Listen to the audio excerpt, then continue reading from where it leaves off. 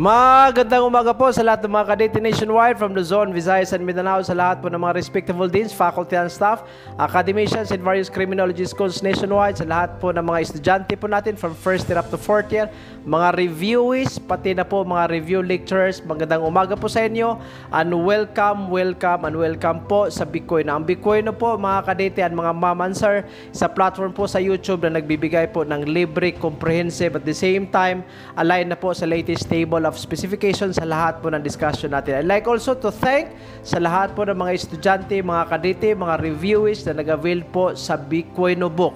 Ang Bitcoin book po natin is trending po yan online. Marami na po ang nag-avail sa hard copy. So salamat po sa nag-avail sa hard copy, nakapagbigay tulong po kayo not only sa channel po natin but also nakapagbigay po kayo ng tulong sa lahat po ng mga tinutulungan nating mga pasyente, dialysis patients po sa Negros Oriental. So maraming salamat po sa nag-avail.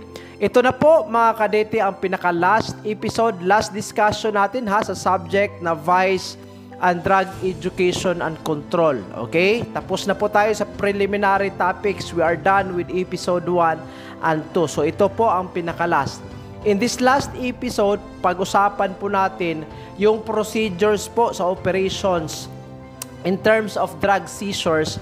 At the same time, we will also touch on other vices. For example, gambling, prostitution, so on and so forth. I-cover po natin yan sa pinaka-last po na episode. Now, without further ado mga kadete, sa lahat po ng mga reviewees, unang topic po under this episode is about pre-operations. Ano ba ibig sabihin sa affix na pre? Ibig sabihin ng pre, before. So, pre-operations, before operations. Ano bang kailanganin? Before operations. Ang kailanganin po dito mga kadete, isubmit po dapat ang tinatawag nating pre-operations report. Sino ba ang mag-submit sa pre-operations report? Ang mag-submit po dyan, yung unit, yung operating unit. Ano ibig sabihin ng operating unit?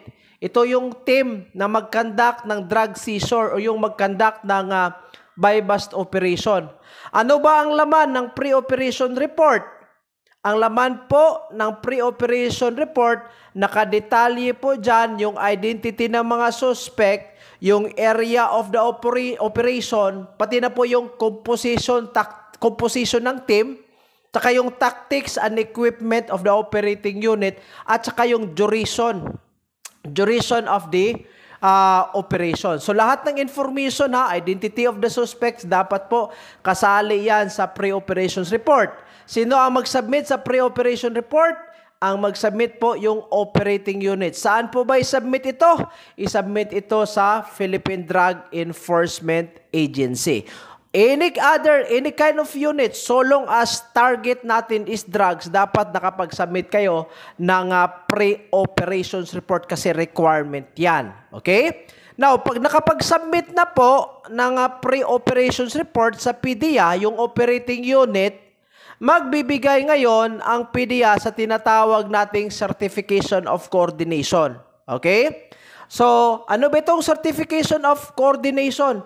Ito po yung isang dokumento na magpapatunay that there was a coordination being done before the launch of the operation. Ibig sabihin, nakapag-submit sila ng pre-operation report. So, pag nakapag-submit ng pre-operation report, di nakapag-coordinate ka. So, anong gagawin ng PDEA? Pag nag-submit ng pre-operations report, gagawa ang PDEA ng Certification of Coordination. Kasi po, pag walang coordination, maraming business po kasi nangyayari po ito, PDEA versus Philippine National Police.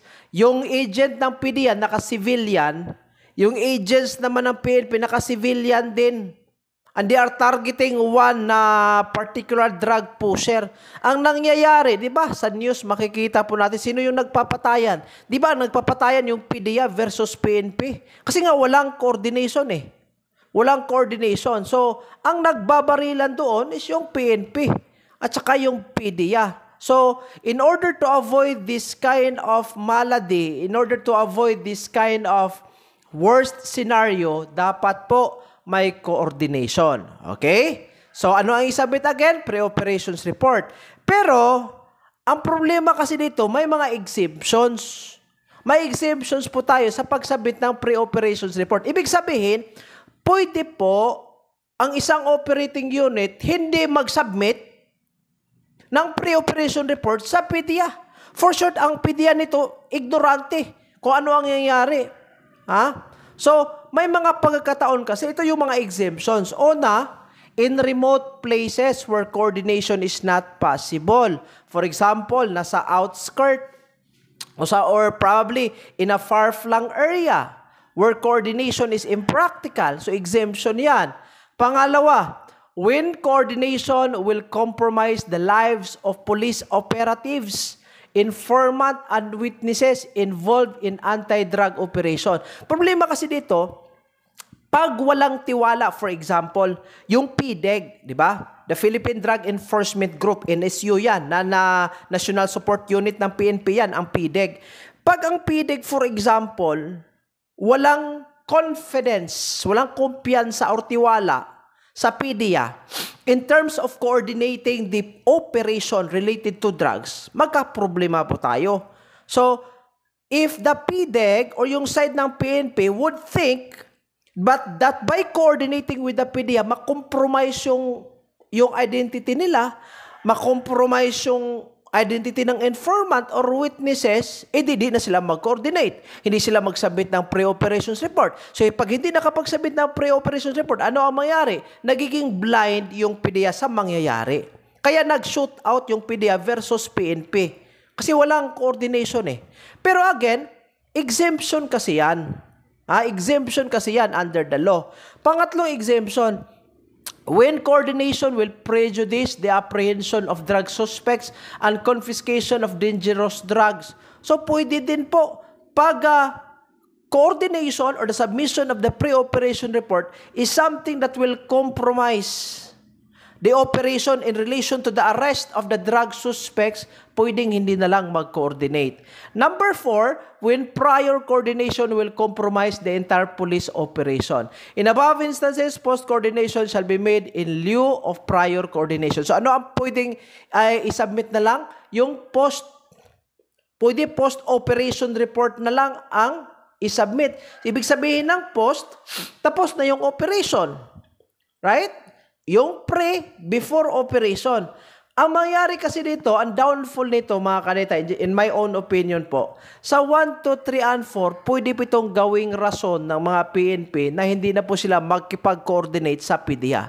Pag walang coordination, ang sabi ko kanina, ang mangyari dyan, posibleng mag-shoot out yung all law enforcement agents involved in that particular drug apprehension. So mangyayari, just like what happened in the past, PDEA versus PNP. Pero but then again, if we will take a look at the law, may illegality ba? Wala kasi again nga, may exemptions. So ganito requirement ang pre-operations report, pero may exemptions. So under the exemptions, yung 4 na makikita nyo sa slide, pagpasok po sa exemptions, ang isubmit instead of pre-operations report, ang isubmit po sa operating unit is yung tinatawag nating post-operation report, which is signed by the team leader. Okay? So yun po. Now, conduct of operation. Ito, sa PDEG or sa mga station police officers, ang sabi dito, in the conduct of operation, dapat po it has to be led by a police commission officer. Okay? A police commission officer will have to start on the rank police lieutenant. Okay? So, yan po commission officer dapat ang leader. Pero may exemption again. Ano ba yung exemption dito? Pag ang isang area is considered to be far-flung. Okay? Pag far-flung po siya and there is no assigned PCO or police commission officer, then pwede din po yung pinakamataas na rangko. Secondly, dapat po sa pag-conduct ng operation, dapat may isang female member operative. Klarong-klaro yan Dapat na may babae na police. Okay? Pag joint operation yan ng PNP tsaka PDEA, dapat isang operatiba is a female. Ano bang purpose ng female? Kasi po, pag ang suspect is una, bata, or pangalawa, babae, yung suspetsado, sino ang mag-conduct ng frisk search? Ang mag-conduct ng frisk search should be a female operative. Klaro yan ha, paglalabas ito sa board examination. Kailanganin po ha, sino ba ang mag-conduct ng frisk search? Dapat babae po na operatiba. Dapat po sa isang operation, andyan yung babae na operative. Ano ba purpose? Pag-conduct ng frisk search sa babae na suspetsado or sa bata na suspetsado. Now, lastly, before I will go to the next topic, parte po sa requirements that the PDEA or the PDIG or the police operating unit should prepare pag mag-operation po is yung BWC. Ano ba ang BWC? Body-worn camera. Now, take note mga kadete sa lahat po na nagre-review right now. May bago po tayong mandato. Nagmula mismo yan sa Supreme Court of the Philippines. Ang mandato po na in the conduct of search, dapat po ang isang operatiba should have at least one body-worn camera and one alternative recording device. Ano bang pagkakaiba sa dalawa? Ang body-worn camera, from the word body-worn, it has to be worn. It has to be attached on the body of the operative. Ang alternative recording device, any recording device, any device that could record the audio and video of the crime scene. Pwede po. Now, tanong, sir, what if pobre yung istasyon namin? Walang body-worn camera, hindi nakapagbili, walang budget, hindi suportado sa LGU. So, anong gagawin? Dapat po, you have to ask permission. Saan ka mag-ask ng permission? Doon po sa korte na nag-issue ng search warrant.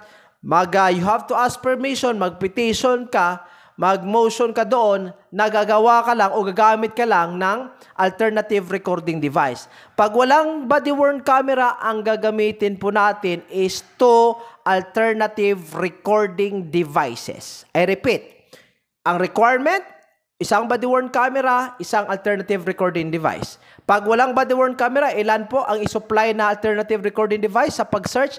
Dapat dalawa. Now, tanong, sir, what if may search warrant kami? Nagpunta kami sa specific location. The area that is subject to be searched. Ang i-search namin is drugs. Pagdating namin doon, nakahandusay lahat ng mga droga. So nakuha namin, na-confiscate namin. Later on, we realized na wala pa kaming body-worn camera. Ano mangyayari dyan? Wala kaming body-worn camera, nakalimutan namin magdala. Ano mangyayari? According sa mandate po ng Supreme Court, any evidence po na nakuha without the capturing of the body-worn camera shall be considered as inadmissible in the court. So, ibig sabihin dyan, kahit nakakuha ka pa ng 1 toneladang shabu, 1 tonelada pre, kahit 1 tonelada yan, pero wala kang body-worn camera, hindi na-capture yan. Si BWC, wala kang alternative recording device. Sa pag-seize mo sa drugs, nako, sabi ng korte, inadmissible yan. So, hindi magagamit. So, yan ang ibig sabihin hindi magagamit. Hindi makapag-escape yung suspect. He cannot be incriminated. He will not be answerable kasi po wala kang ebidensya kasi hindi yun magagamit. Number 2, pag mali yung paggamit mo sa body-worn camera, nag-manipulate ka, inedit mo, or wala kang justifiable reason in the absence of the body-worn camera while you are doing the drug seizure, nako, patay ka. Pwede ka pong makontempt sa korte. Yun po ha. So dapat alahanin natin ha, yung pre-operations report, pati na yung BWC. Okay? So yun po ha. Sa search, same lang din po, kailanganin ang body-worn camera at alternative recording device. Pero iba po ang epekto ng absence of BWC at alternative recording device sa arrest. Sa arrest kasi, kapag hindi ka nagdala, still, the arrest is considered to be valid. Yun po ang pagkakaiba sa epekto in the absence of the BWC or alternative recording device. Okay? I hope nakuha ha. Parte po yan sa board examination. Now, punta tayo sa drug seizure in general. Okay? Intindihin po natin mga kadete ha. Una, identify the seashore in some permanent way using markings or non-removable labels or wax sealed tie on tag. So dapat po na-identify po natin, ha? Ang sabi dito, permanent way. Ano ang gagamitin? Markings or yung hindi ma-remove na labels. Yun po ang gagamitin natin. Pangalawa, yung detail of the time, yung date, tsaka yung place of the seashore, tsaka yung name of the owner or suspect where an arrest had been made. Dapat nakadetalye yan. Pangatlo, the officer should complete the identification of the seashore by placing his initial or signature on the identifying label. Pwede initial mo lang, pwede din po signature lang. Okay? Sa isang label ng droga. Where a suspect charge demands a sample of the seized drugs for independent analysis, the desired sample should be placed in a suitable container. May mga pagkakataon kasi na sabihin ngayon ng suspect, yung droga na na-confiscate nyo, maghingi ako ng sample para makapagawa ako ng independent analysis or laboratory examination. So pwede po, dapat ilagay yan sa suitable container. Dapat nakasilyo yan, dapat may signature sa suspect at saka signature ng officer appearing on the seal. Ang silyo po na nakalagay dyan sa container. So ito po yung silyo na mag-preserve sa integrity ng evidence. So ibig sabihin, pag broken yung silyo, ibig sabihin contaminated na yan. Dapat ang pag-breaking of the seal should only be done during laboratory examination. Okay? Where another officer later takes the seizure as in during questioning, that drug is shown to the suspect during questioning, that officer should continue the chain of identification by placing his initials on the label. So ilan ang initials dito? Dalawa na. Yung initial sa unang police officer na nag-preserve sa ebidensya, pagagamitin ang ebidensya na yan by another officer para sa questioning of the suspect, yung another officer will have to affix his initials also on the label. Ito po yung tinatawag nating chain of custody. Sa board examination, pag magtatanong, saan po ba sa following ABCD will preserve the integrity of the evidence? Pag integrity of the evidence na ang pinag-usapan mga kadete which of the following will preserve the integrity of the evidence? Ang tamang sagot natin dyan is yung chain of custody. Kasi pag mali-mali yung chain of custody, wala yung integrity. Sir, yung photography, yung documentation, pwede din po yan. Pero chain of custody, kasali na dyan yung pag-document, pag-photograph sa mga evidence. Ang sagot natin mga kadete chain of custody. Basta, integrity of evidence ang pinag-usapan. Okay? Pang-anim, few parties as possible should hold the seized drugs. A permanent, permanent written record of the movement, pati na po yung time, tsaka date and signature of the receiving party should be maintained. Dapat nakalag sino yung nag-receive, saan ito na-receive, anong time, anong oras. Okay? Pati na yung signature. Next, as soon as after seizure, the drug should be sealed in a container in such a way as to prevent loss or tampering with. Ito ang silyo should be affixed in such a way that it will be impossible to open the container without breaking the seal. Anong sabi dito? Napaka-easy intindihin. Pag ito yung cap, ito yung opening, saan mo ilagay yung silyo? Doon po sa area ng opening, sa area ng cap. That will be broken once there is an unauthorized opening of the container. So, kailan po natin open yan? Pag laboratory examination na. So, dapat ang silyo doon sa area that will allow the seal to be broken pag nag-open ang container. Kasi yung pag-break ng seal would indicate na may opening na nangyari. Okay? So, yun po. Next, the officer in the area designated by his command should retain the seizure, the security of which will satisfy the scrutiny of the court. Next, where the nature of the seizure requires special storage conditions or facilities, this should be arranged and the security of the seizure maintained. Pero sa droga, I don't think it requires special storage. Number 10, at the first instance, the officer should deliver the seized drugs to the laboratory for examination. Okay? So yun po ang general ruling natin sa drug seizures. Number 11, may dalawa pang natira. If the commitments of the officer holding the seized drugs are such that he cannot travel to the laboratory, sino ang mag-deliver? Yung another officer. Pero dapat again, the moment that another officer will receive the evidence, dapat nakadetalye, nakalag yan. Okay, number 12. Pag hindi possible ang personal delivery, pwede po i-ship yung evidence. Pero again, dapat documented po ito. Okay? Next, photographs. O ito, ang photograph dito sa Negros Oriental, napaka-common po ito. Very common mistake or error on the part of the operatives. Okay? Kasi tinanong kasi sa korte. Tinanong sila sa korte, anong f-stop na ginamit mo?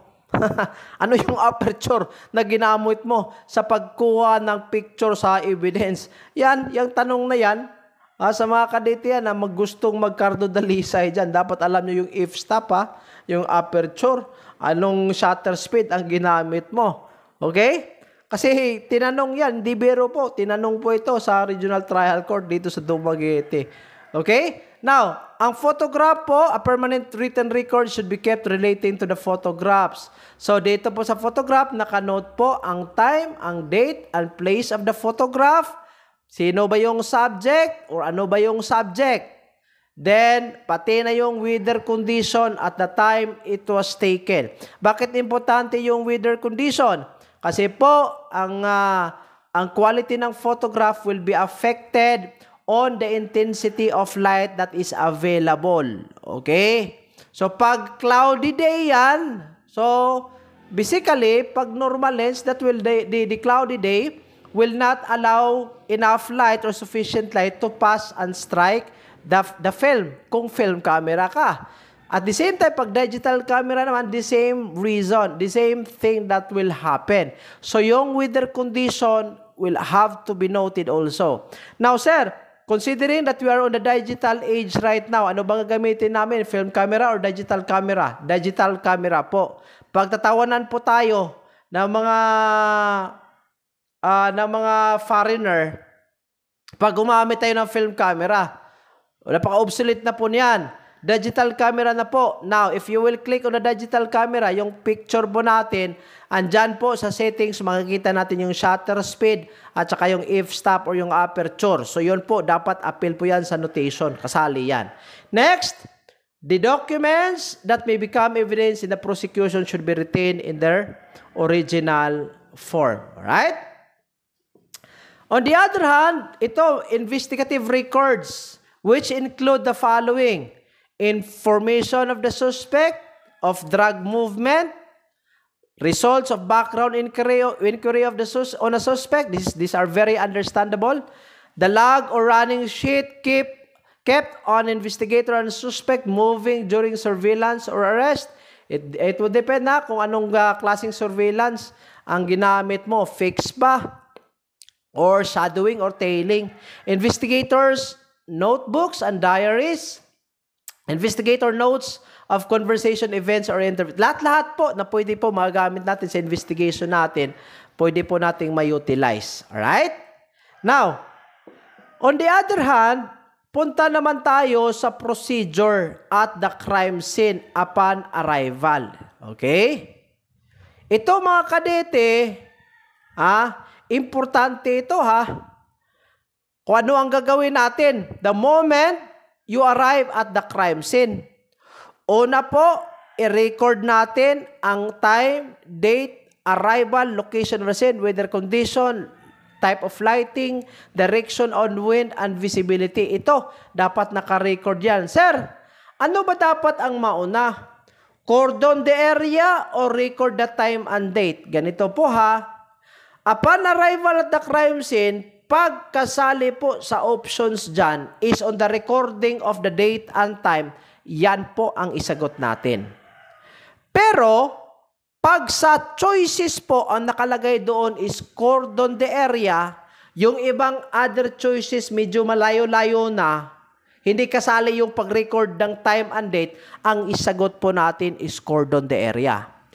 Next, sir, what if part of the choices, ito yung tanong, anong gagawin upon arrival at the crime scene? A, cordon the area. Letter B, record the time and date. Again, doon po tayo sa record the time and date. Yan po ang pinakauna. Pero again, pag wala yung recording of the time and date, ano po isagot natin? Cordon the area. Okay? Next, before touching or moving any object at the crime scene, determine first the status of the victim, whether he is still alive or already dead. Okay? If victim is still alive, the investigator should exert effort to gather information from the victim himself regarding the circumstances of the crime, while a member of the team or someone must call an ambulance from the nearest hospital. Ito po ay tinatawag nating dying declaration. Yung tao po suffering from a lethal wound, dapat po i-interview yan. Dapat ang investigator should obtain the dying declaration para makakuha siya ng mga informasyon. Okay? So, the other officer will be calling the ambulance. Pero pagpatay po pagpatay po ang isang tao, the moment the team will arrive at the crime scene, huwag nyo pong galawin, huwag nyo pong i-move, huwag nyo pong i-touch, do nothing. Okay, do nothing po unless tapos na yung photography at saka yung sketch. Sir, pag buhay pa, kailan gagawin yung sketch? Pag buhay pa yan, gagawin mo yung sketch, gagawin mo yung photography pag na-remove na yung injured person para po dalhin siya sa hospital. Pero pag patay na, wag mo munang i-move. Mag-photograph ka muna, mag-sketch ka muna, and all of those necessary things to do before you move the dead body. Next, designate a member of the team or someone, other policeman or responsible person to stand, watch, and secure the scene, and permit only those authorized persons to enter the scene. That's very understandable. Identify and retain questioning, blah, blah, blah, yung mga witnesses. Now, ang Republic Act 9165, mga kadete, is amended by Republic Act 10640. Okay? Amended po siya sa particular provision on the security and seizure of drugs. Okay? Now, ang sabi po sa Republic Act 10640, which amended Republic Act 9165, ang sabi po dito na ang PDEA or yung Philippine Drug Enforcement Agency shall have custody of all dangerous drugs. Sa lahat po, lahat pati kung sino may yung operating unit, dapat po ang ebidensya should be given to the custody of the PDEA. Dangerous drugs, pati na yung plant sources of dangerous drugs. CPs, ano ba yung CPs? Controlled precursors. EC, yung essential chemicals, as well as instruments, paraphernalia, and or laboratory equipment confiscated, seized and or surrendered for proper disposition in the following manner. Okay? Ano ba yung following manner? Pag-usapan natin mamaya. Pero ang bottom line po dito, mga kadete, ganito po. Lahat ng mga droga, lahat ng paraphernalia, essential chemical, controlled precursors, dapat ang may kustodiyan yan is the PDEA and the PDEA alone. Okay? PDEA po. Now, ganito po ang manner of disposition, intindihin po natin kadete yung manner of disposition. Parte po ito ng TOS. Unang gagawin po, pag apprehending team ka, ang apprehending team shall have initial custody. Ano ibig sabihin ng initial? Initial, ibig sabihin, pang-una ka lang. Pang-una ka. So, nasa iyo ang kustodiya, but you have to transfer the custody to PDEA. Yun pa ibig sabihin ng initial. So, yung apprehending team, siya yung may initial custody. So, anong gagawin ng apprehending team? Gagawa siya ngayon ng physical inventory of the seized items and photograph the same in requirements sa pag-photograph. dapat andyan yung accused or the person or persons from whom such items were confiscated or seized. For short, sa pag-photograph mo, Brad, andyan yung suspetsado. Present siya dapat. Pangalawang tao na dapat present, his or her representative or counsel. So, dapat andyan yung una, pwede representative niya or counsel. Ano ba yung counsel? Yung lawyer niya. Okay? His or her representative or counsel with, andyan pa, an elected public official. Sino ba yung elected public official? Kahit barangay kapitan, konsehal ng barangay, kung sino man yan. The number 2, representative of the NPS or the National Prosecution Service. Ito yung sa prosecutor. Pero pag wala ang sa NPS, pwede na yung membro ng media. Posible, ABS-CBN, TV5, or yung sa radio, kahit media, any media outlet, pwede po. Tapos, ang representative ng NPS, pag wala yung representative ng NPS, yung media, will also be required to sign the copies of the inventory and be given a copy thereof. Kaya pag sa operation, dapat andyan yung media. Kasi they have to be part of the documentation.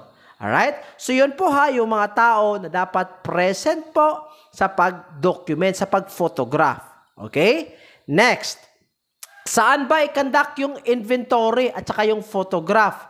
Una, pwede siya sa lugar where search warrant is served. So, pag ang search warrant was served in Barangay 1, di sa Barangay 1 ka. Or pangalawa, nearest police station. Pag hindi mo gusto, because you feel that your security as an operative will be compromised in that place, o pwede po, dalhin mo doon sa nearest police station, doon kayo mag-inventory. Pangatlo, nearest office of the apprehending officer team, whichever is practicable in case of warrantless seizure. Pag warrantless seizure, ibig sabihin walang warrant siya, pwede po sa nearest police station or the nearest office of the apprehending officer, pwede na po as long as it is practicable. Okay? Pwede yan. Okay? So, doon po gagawin yung inventory tsaka yung photography. Okay? Let us say, tapos na po yung photography. Okay? Nakapag-document ka na label mo na ang evidence na drugs. Ano ang gagawin sunod? O ito kaditi intindihin natin. Una, isubmit yung mga items confiscated ilang oras. Take note ilang oras? 24 oras. Saan mo i-submit yung mga confiscated? Kaya sabi ko kanina yung apprehending team, may initial custody ka lang kasi i-submit mo pa yan sa kustodiya ng PDEA. Okay? Ilang oras? Within how many hours? 24 hours. Saan mo i-submit? Sa PDEA Forensic Laboratory. Saan? PDEA Forensic Laboratory. Ano ang purpose? Bakit mo i-submit doon? Para po i-examine yung qualitative at saka yung quantitative. Anong ibig sabihin ng qualitative? Yung purity ng droga. Anong ibig sabihin ng quantitative? Gaano karami yung droga? Yun po ang pagkakaiba dyan. Okay? Pangalawa, pag na-submit na, ang forensic laboratory ng PDEA ay gagawa ngayon ng certification. Okay? Certification of the Forensic Laboratory Examination Results. Ano yung certification? Yung resulta sa pag-examine. So, dapat i-issue yan immediately upon the receipt of the subject or upon the subject items. Dapat gagawin immediately yung examination and then submit the certification. Now, may tinatawag tayong partial laboratory examination report. Ano ba ang partial? Bakit naging partial ito? Partial Laboratory Examination Report. Allowed to be issued provisionally when the volume of the items do not allow the completion of testing within the time frame stating the quantities of dangerous drugs still to be examined by the forensic laboratory, provided a final certification shall be issued immediately upon the completion of the said examination and certification. Anong sabi? Balikan po natin Ano ang unang gagawin? Mag-submit ka ng confiscated items within 24 hours. Saan mo i-submit? PDEA Forensic Laboratory. Ano gagawin ng PDEA Forensic Laboratory? laboratory. Mag-submit siya ng certification sa resulta sa laboratory examination. Pero may mga cases po na ang taas-taas, voluminous pieces of evidence submitted before them. Let us say, for example, yung nangyari sa Manila, isang member ng PDEG was arrested and it was recovered from him almost 1 ton. Imagine mo yung 1 tonelada, mga kadete. Gaano karami yan? 1 tonelada, Choy. Ha? 1 tonelada. Ang 1 tonelada po is 1,000 kilograms. It will be very impractical for the PDEA to give the certification immediately kasi po, ang dami eh. Ang dami. So, let us say, in 1 ton of drugs, nakapack yan sa, let us say, 300 sacks.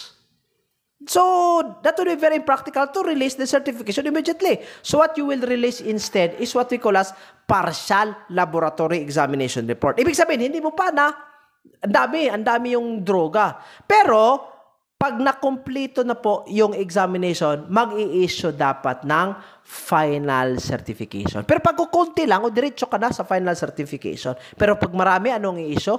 Partial laboratory examination. Pero after partial laboratory examination, dapat tapusin yung examination sa lahat ng drug, then you will issue yung tinatawag again na final certification. Klaro po yan, ha? Yun po ang pangalawa. Now, let us say, nakapag-issue na ng final certification. Ang sabi doon sa final certification, ay, napaka-pure methamphetamine hydrochloride, Brad. Ang quantity niya, 5 kilograms. Oh, ang laki-laki, 5 kilograms. So, confirmed. Based on the certification coming from the PDEA.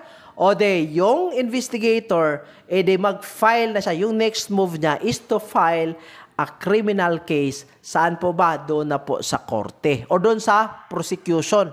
Ha? Sa prosecution. Doon sa prosecutor. Right? So doon na, mag-file ka ng kaso. Yun po ang punto dyan. Now, after the filing, the court shall within 72 hours conduct an ocular inspection of the confiscated, seized, and or surrendered items. Ibig sabihin, pag nakapag-file na doon sa korte, ano ang gagawin ng korte? Mag-ocular inspection. Ano ibig sabihin ng ocular? Ibig sabihin, pupunta sila doon. Nag-inspect sila using their eyes. Ibig sabihin ng ocular, yung mata mo ginagamit mo. I-inspect mo yung mga droga na na-confiscate or na-seize. So, within how many hours? 72 hours. Okay? Now, let us say, tapos na po yung ocular inspection. Ano ang mangyayari sunod? Ang PDEA within 24 hours shall thereafter proceed with the destruction or burning of the items in the presence of the following letter A. Accused or representative or counsel. Pag wala ang accused, yung representative. Pag wala yung accused or representative, yung abogado niya or yung counsel. Pangalawa, dapat present yung representative from ONA Media. Pangalawa, Department of Justice. Pangatlo, civil society group. Sino ba tong? Yung non-government organization. Yung mga grupo-grupo dyan sa society, pwede yan. Then pang-apat, any public official. Tanong, sino ba yung mag-destroy through burning sa mga droga? Dapat ang PDEA. Hoy, kayo mga PDEA agent dyan, huwag nyo pong i-recycle. Problema kasi dito, ang na-confiscate 500 kilograms, ang na-declare doon is only 10 kilograms. Yun po ang problema kasi sa Pilipinas, napaka-corrupt po. Napaka-corrupt po. From the highest official, kahit yung pinaka-lowest echelon sa government. Ay, nako. I'm not just talking about money, mga kadete. Pwede din po, you are just a janitor, kinukurap mo yung government by not following your time schedule of work. Yeah, janitor ka, dapat ang duty mo is 8 to 12, pero pumupunta ka lang doon 10 to 11, tapos that's still a corruption. Napaka-corrupt po sa Pilipinas. Dami pong nangyari dyan. Diba? Parang hulid up. 500 kilos ang na-declare, 10 kilos lang. Dito dapat na-destroy yan through burning. Sino yung magdi-destroy? Yung PDEA. Dapat makikita, dapat within the presence of the persons I mentioned a while ago. Okay? Now, let us say, within 24 hours, na-destroy na through burning, for example. Ano ang gagawin sunod? The sworn certification shall be issued by the Dangerous Drugs Board.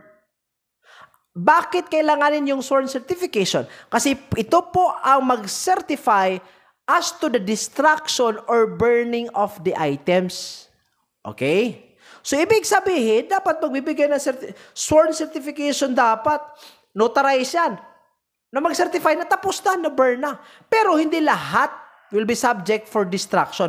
Kasi po, dapat magtira ka ng representative sample which shall be submitted to the court having jurisdiction over the case. Kasi po yung representative sample na yan, gagamitin yan sa paggulong po ng trial. Okay? Now, after the promulgation of the judgment, ibig sabihin, tapos na yung trial, may judgment na, anong gagawin sa representative sample?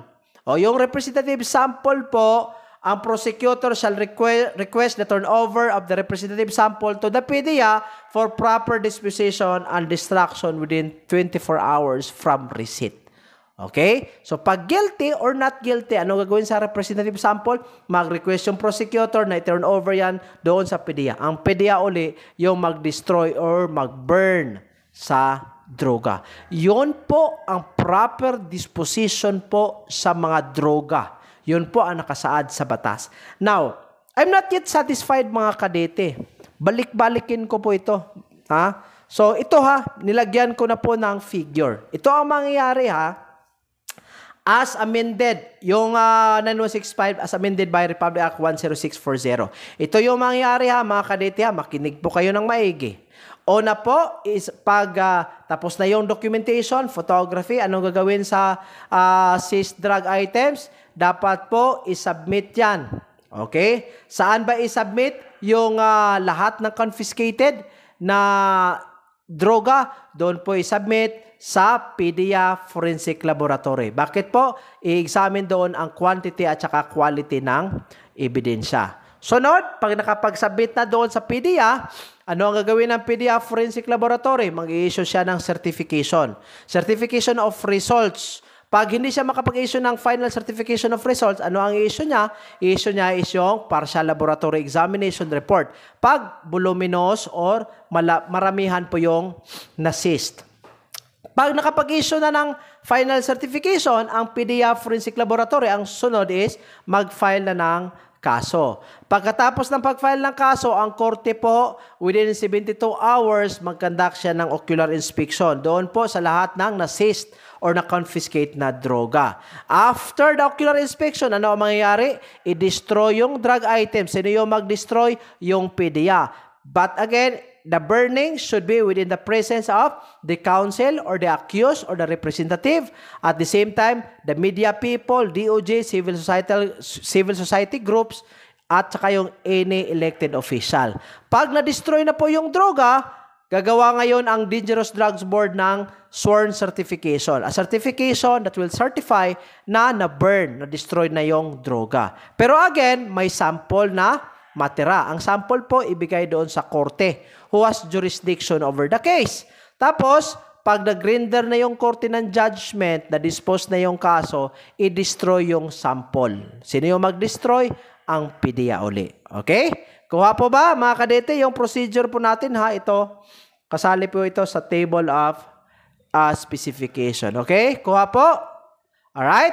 Next, plea bargaining sa lahat ng mga kadets dyan, Pag wala kayong ballpen at saka notebook, kumuha kayo ng ballpen at notebook. Pero pag may Bikoy notebook kayo, doon na lang kayo mag-note, Huwag po tayong patamad-tamad, mga kadete, Dapat po, alam po natin kung paano po intindihin ang isang particular topic. We should not rely too much on our memory. Dapat may note-taking po tayo. Alright? Sige. Proceed tayo, Plea bargaining. Ano ba itong plea bargaining? In Section 23 of Republic Act number 9165, sa plea bargaining provision, dineclare po itong unconstitutional for being contrary to the rulemaking authority of the Supreme Court. Andyan po yung jurisprudence po natin. The Supreme Court, in the exercise of its rulemaking power, has issued OCA, circular number, blah, blah, blah, to enjoin the courts to comply with adoption of the plea bargaining framework in drug cases. For short, ibig sabihin, sa Republic Act 9165, dapat po ang tao that violated Republic Act 9165 should not avail on plea bargaining. Okay? So, plea bargaining is just an agreement. Just in a very simple term, it's just an agreement. You admit on a particular crime, in return of the admission, ibaba yung number of years of imprisonment. Parang ganyan. It's just an agreement. Sabi ng 9165, ang lahat na nag-violate sa 9165, dapat po hindi sila makapag-avail sa plea bargaining. Pero, ang provision po na ito is considered to be obsolete because it is declared by the Supreme Court that such provision is unconstitutional. For short, the bottom line is, lahat na nag-violate sa 9165, pwede pa din pong makapag-avail sa plea bargaining. Yun po ang bottom line dyan. Okay? Kuha? So, yun po mga kadete So, mga kadets, yun ang mga topics under drugs. Okay? Drugs education and control. Punta tayo, last part po ito, sa vices, mga bisyo. Okay?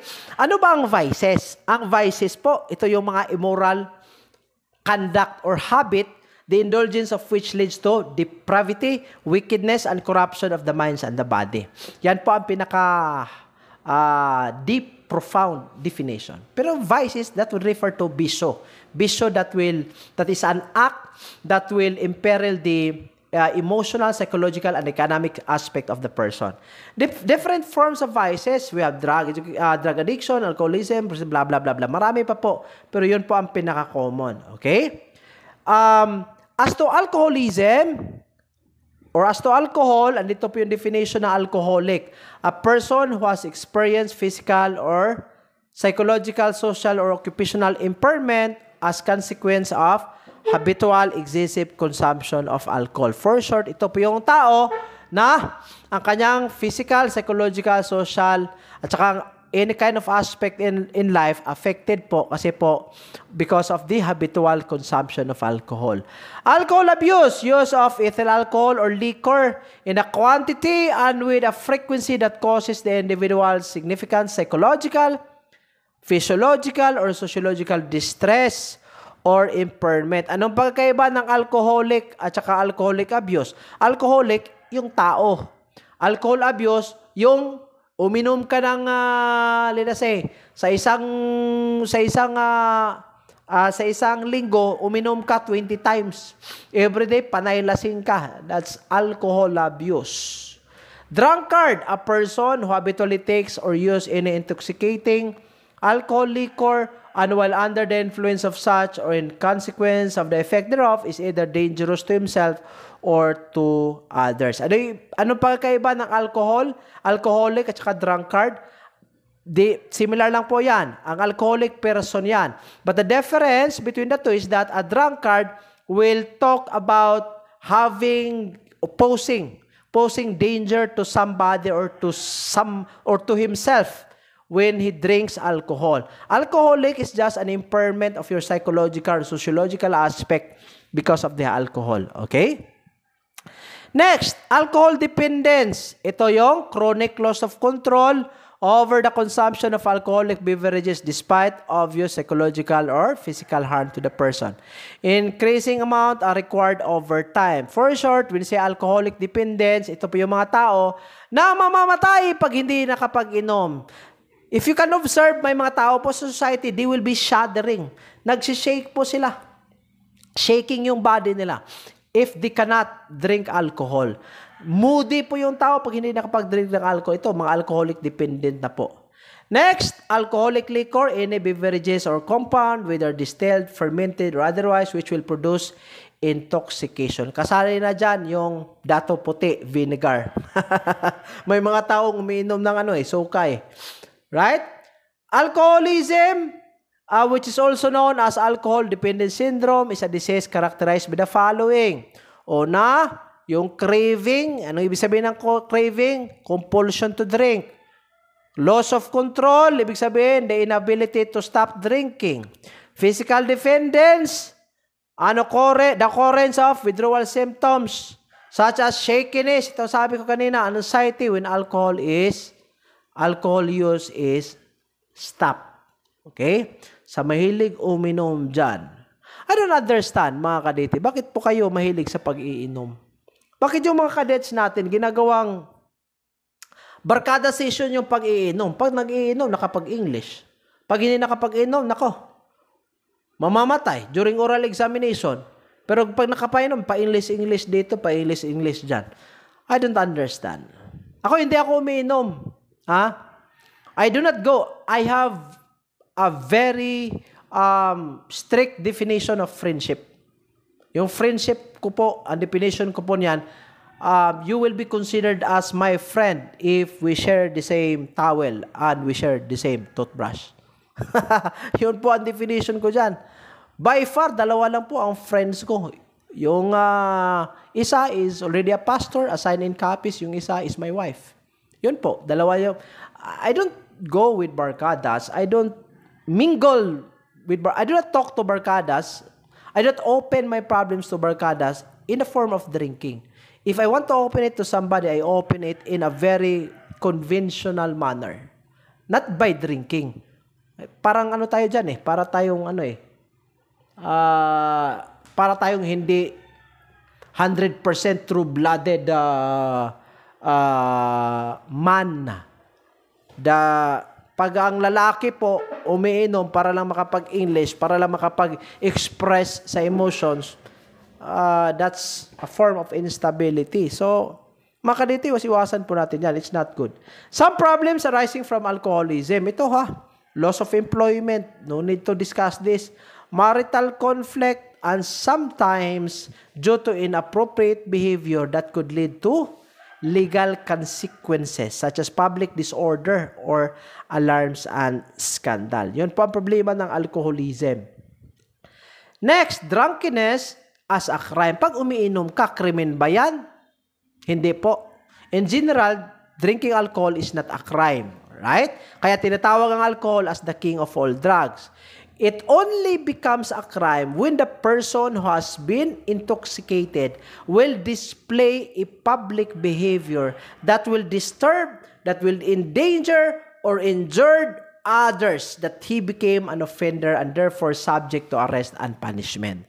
Pag umiinom ka, walang problema yan. Kahit gawin mong bathtub ang Red Horse, walang problema. Sa Bisaya pa, ala pa imong ikaligo, imong ihimasa na diya, imong ihilamos, walay problema, choy. Ang problema diya, if you are intoxicated and you display untoward behavior in the public. Pag nagwa-wild ka, naging buang ka kapag nakainom ka, yun ang problema. Okay? Now, the other thing is drinking during election. Before and during election, it is unlawful to sell or drink intoxicating liquor as provided in the election law. Klaro yan Napakaklaro sa Comelec Code natin, before and during election. Yun pa ang sabi. Under Republic Act 4136 amended, driving under the influence of liquor is also prohibited. Under Article 15 of the Revised Penal Code, intoxication is considered as an alternative circumstances. Anong ibig sabihin ng alternative circumstances? Ito yung mga circumstances that could either lower or could supplement the number of years of imprisonment. Pwede makapagpababa, pwede makapag-increase sa sentensya, depende sa circumstansya. For example, pag hindi ka habitual drinker, umiinom ka kasi may problema ka Nakaproblema yung love life mo. While you are being drunk, nakapag-commit ka ng krimen, pero hindi ka habitual drinker, yung intoxication mo could mitigate, makapag-reduce sa number of years of sentence. Pero pag habitual drinker ka, lasing ka, nakapag-commit ka ng krimen, kasi habitual drinker ka, yung krimen mo, yung punishment mo will be increased. Yun po, kaya tinatawag siyang alternative. From the word alternative, pwede makapagpataas, pwede makapagpababa. Depende po sa sitwasyon. Okay? It is considered an aggravating circumstance when intoxication is habitual or intentional. Ito po ang sabi ko kanina. Magiging aggravating siya. Next, prostitution.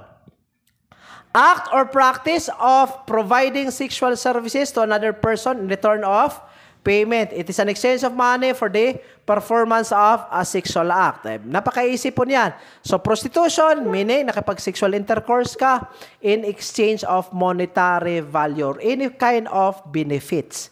Kahit hindi monetary, pag may favor, pwede po prostitution yan. Sino ba yung prostitute? Ito yung female person who engage in sex in exchange of money as provision. Philandering is having casual illicit sex with a number of people. It usually refers to men and often in the context of cheating on a wife or girlfriend. Pag lalaki. Okay? Philandering, dapat lalaki dito ha. Illicit sex with number of people, it usually refers to men. Next, to philander is to carry on romantic or sexual affairs outside a committed relationship. Philander is a serial cheater who betrays his spouse or long-term partner repeatedly. Ito yung mga tao, mga babaero, ha? Hindi makapag-satisfied. The term usually refers to men. Obviously, women have also been known to carry on affairs. Pero again, ha, ang philander po is usually relates to men, ha? Generally, relates to men, yung mga babaero na mga lalaki. Kayo mga kadete ha, mga lalaki ha, dapat you have to satisfy yourself in terms of womanizing different female person while you are still single. Pag nakapag-settle down na kayo, mga kadete ha, mga lalaki dyan, pag nakapag-settle down, especially pag maging cardo dalisay ka, pag naging police officer ka, hoy Brad, hindi ibig sabihin na nakapag-uniforme ka, ang gwapong-gwapo mo na. You remove your uniform. Yep, you remove your uniform. Tingnan natin kung anong itsura mo sa salamin. Napaka-atavistic mo, Choy. So please, pag naging police officer kayo, iwasan nyo na yung pambababae. Ha? Kasalanan po yan. Hindi lang sa mata ng Diyos. Pati na po sa mata ng tao. Sa mata ng tao, mata ng Diyos, it's a big sin. It's a mortal sin po. So please, do not do that po. Next, vagrants and prostitutes. Mga kadete, ito ha. When we say vagrants, yung palaboy-laboy lang. Walang source of income. Palaboy-laboy lang sa streets. Natutulog sa streets, yun po, vagrancy. Pero sa batas po natin, ang vagrancy, hindi na po siya krimen. Okay? Again, ang vagrancy po, hindi na po siya krimen. Ang krimen lang po ngayon is yung prostitution. Okay? Yun po ang sabi dyan ha. So, again, vagrancy, wala na po. O, ito ha, ano bang batas na nakapag-decriminalize ng vagrancy? Ang Republic Act number 10158. Signed 2012, which amended the RPC, removing vagrancy as one of the crimes. Although the poor or homeless people can no longer be hauled to jail or for vagrancy, the new law continued to penalize women engaged in prostitution. For short, wala na yung vagrancy. Homeless ka, palaboy-laboy ka lang, hindi na po yan krimen. Noong araw, krimen yan, pero ngayon hindi na po. Pero yung prostitution po still remain to be a crime. Alright? Note, RA 10158 define prostitutes. O ito ha, importante ito. Ito, na-discuss ko ito sa sa Criminal Law Book 2. Okay? Women who for money or profit habitually indulge in sexual intercourse or lascivious act. A person found guilty of prostitution is punished by imprisoned from 1 to 30 days or a fine not exceeding 200 pesos. In case of recidivism, they are punished arresto mayor in its medium period, blah, blah, blah. With the enactment of the law, all pending vagrancy cases, meantime, shall be dismissed, and all persons having sentence for violating the vagrancy law shall be immediately released. Now, ang gusto ko pong i-note po dito, ang word na habitually. Okay? Ang word na habitually. Mga kadete, Pag ang isang babae, nakipag-sexual intercourse siya, isang bisis na po sa isang lalaki para makapagkuha ng pera from the lalaki, he is not considered to be a prostitute. I repeat, pag isang instance lang po ang babae nakapag-sex para makapagkuha ng pera, monetary value from the client, there is no prostitution. Ang word po dito is habitually. It has to be repeated and repeated and repeated. Pag isang beses lang po yan, walang prostitution. Yun po ang gusto ko pong i-clarify. Okay? Related laws on the protection of women and children. 7610. Okay? Ang 7610 po, ito yung tinatawag na Special Protection of Children Against Child Abuse, Exploitation, and Discrimination. Ito po yung nagpipinalize those who engage in or promote, facilitate, or induce child prostitution, who commit the act of sexual intercourse or lascivious conduct with a child exploited in prostitution, and who derive profit on advantage therefrom, whether as a manager or owner of the establishment. For short, ito yung mga bugaw. Okay? Penalty of reclusion temporary in its medium period to reclusion perpetua yung punishment. Okay? So, ang napakasakit dito mga kadete, especially nangyari sa Cebu, yung ikaw mismong magulang, ikaw yung nag-facilitate sa prostitution sa sarili mong anak. Yun ang pinakamasakit dyan.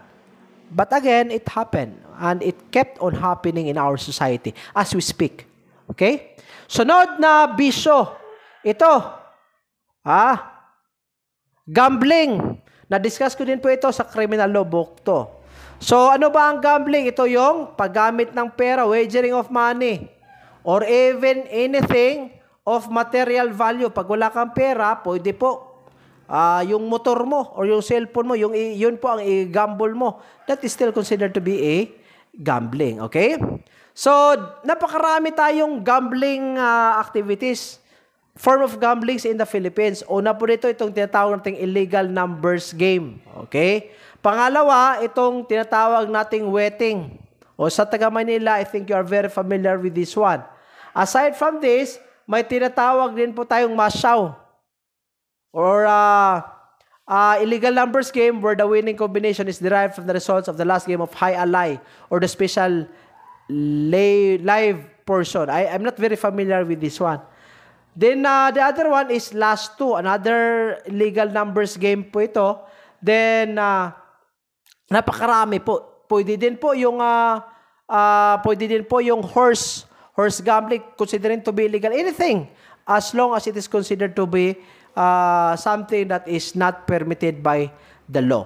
Now, sa batas po natin, may definition po of the following terms. Bettor or mananaya, ito yung mga tao na nag-place ng bet or yung tao na